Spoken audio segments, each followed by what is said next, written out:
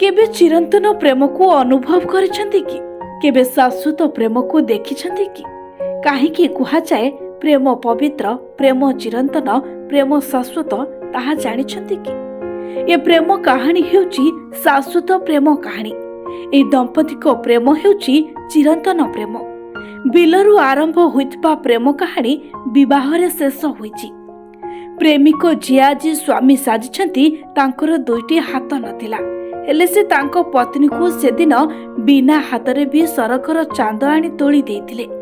आउ पत्नी को मन को सेही बिलरे गछ लता को आगरे चोराई नैथिले।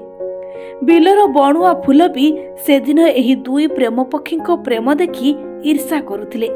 सतरे भल पाइबा तो ठीक एमिति।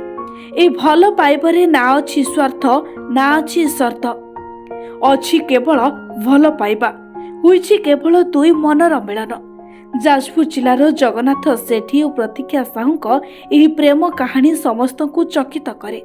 जगन्नाथ जन्मरु दिव्यांग, तांकर दुईटी हाथ नाही बोली जानी सुधा प्रतीक्षा तांको प्रेम रे पड़िथिले। उभय उभय को मन देई बसिथिले। आ शेषरे 7 जन्मर साथी पालटिबाकू उभय निष्पत्ति नैथिले। आ शेषरे अग्नि को साक्षी रखी दुहे विवाह बंधन रे मध्य आबद्ध होइथिले। एबे दुहे संसार आरंभ करथिबा बेले जगन्नाथ और प्रतीक्षा बेस खुशी रे संसार करुछंती। दुहे को भितरे एते सारा भल पाइबा अछि जे केही केही देखिले ईर्षा मध्य करती।